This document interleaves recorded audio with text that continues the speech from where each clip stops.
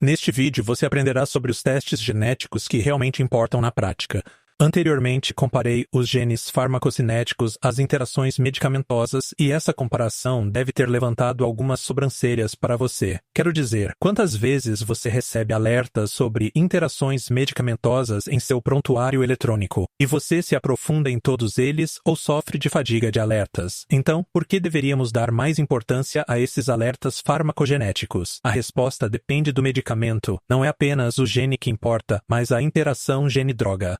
A maioria dos medicamentos psiquiátricos tem uma ampla janela terapêutica e uma ampla margem de segurança. Por isso, não verificamos os níveis sanguíneos nem nos preocupamos muito com as interações medicamentosas com eles. Muitos são metabolizados por várias enzimas no fígado. Portanto, se uma delas ficar mais lenta, outra pode assumir o controle. Dois grupos, o Clinical Pharmacogenetics Implementation Consortium, consórcio de implementação de farmacogenética clínica, e a Food and Drug Administration, FDA, do EUA/OASH, mantém uma lista atualizada das interações entre medicamentos e genes que são importantes. Para entrar na lista, é preciso haver evidência clínica de que a interação medicamento-gene pode comprometer significativamente a segurança ou a eficácia do medicamento. Quando se trata de segurança, o risco com o qual esses grupos estão mais preocupados é o cardíaco.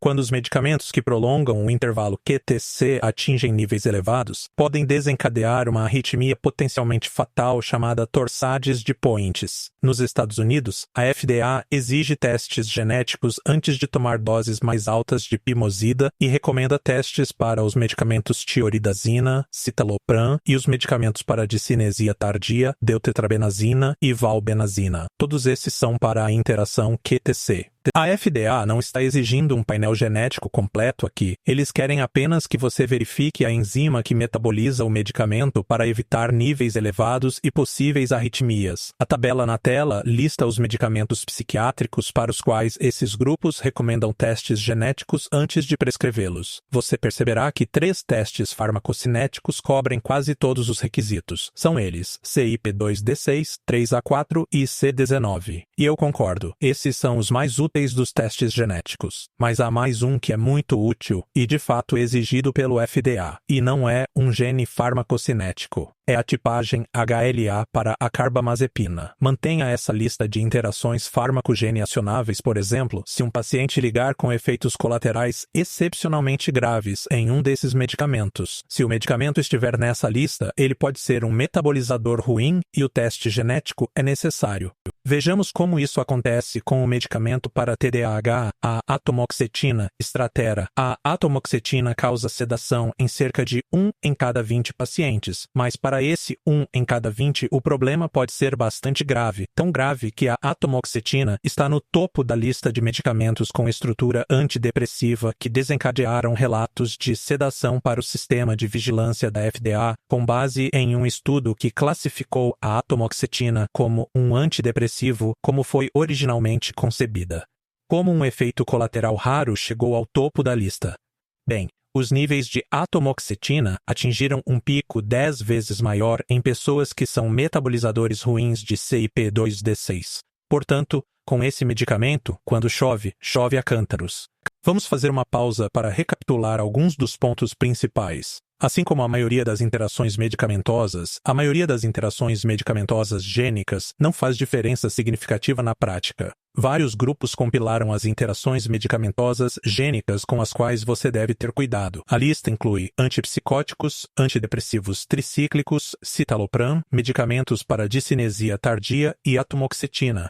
Agora vamos dar uma olhada no mais discrepante dessa lista, um gene para alergia a medicamentos com carbamazepina. Um desses genes não é como os outros, é o gene HLA-B/Quinquen02 e prevê se os pacientes de ascendência asiática terão uma erupção cutânea grave com carbamazepina e possivelmente com oxcarbazepina. Os pacientes positivos para o HLA-B/MEN502 têm 80 vezes mais chances de desenvolver a síndrome de Stevens-Johnson com carbamazepina e 30 vezes mais chances de desenvolvê-la com oxcarbazepina.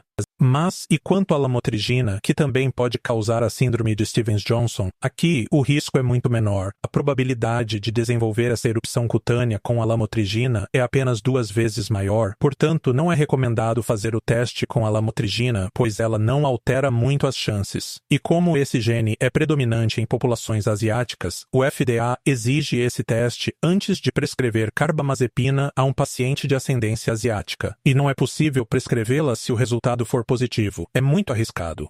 Para a oxcarbazepina, o teste é recomendado por alguns grupos médicos, mas não pelo FDA, e é recomendado apenas em populações asiáticas. Para a lamotrigina, nenhuma diretriz recomenda o teste porque um resultado positivo não mudará sua prescrição. Embora dobre o risco da síndrome de Stevens-Johnson, isso ainda está dentro da margem de erro do risco estimado, que varia de 1 em 3.000 a 1 em 6.000. Mas o que realmente significa descendência asiática? As pessoas com as taxas mais altas desse gene HLA são de Hong Kong, Tailândia, Malásia, China, Taiwan e Filipinas. É aí que 10% a 15% da população tem esse gene HLA. As taxas são menores no sul da Ásia, na Índia e no norte da China, onde são de 2% a 4%, e são ainda menores no Japão e na Coreia, onde são inferiores a 1%.